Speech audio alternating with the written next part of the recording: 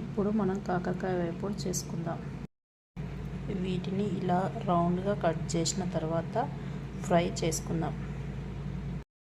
కొద్దిగా పసుపు, ఉప్పు వేసి కొద్దిగా మంచిగా కడగాలి. ఈ విధంగా మంచిగా పసుపు, ఉప్పు వేసి ఇట్లా కలిపిన తర్వాత 2-3 సార్లు మంచిగా కడగాలి. కాకరకాయలను ఫ్రై చేయడానికి బాండి పెట్టాను. ఈ విధంగా కొన్ని ఫ్రై చేసుకోవాలి.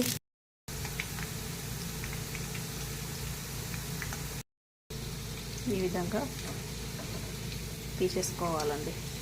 ఈ విధంగా కావాలని తీసుకోవాలి. మరలా ఫ్రై చేశాను కొన్ని. కాస్తంత కరివేపాకు కూడా ఫ్రై చేసుకోవాలి.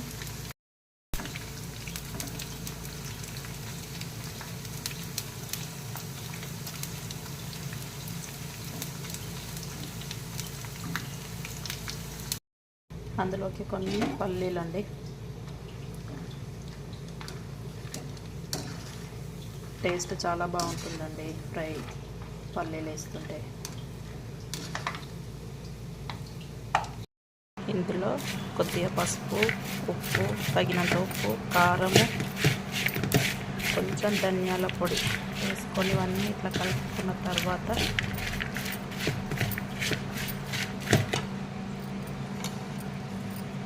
లాస్ట్లో కొంచెం కొత్తిమీరతోటి సర్వ్ చేసుకుందాం.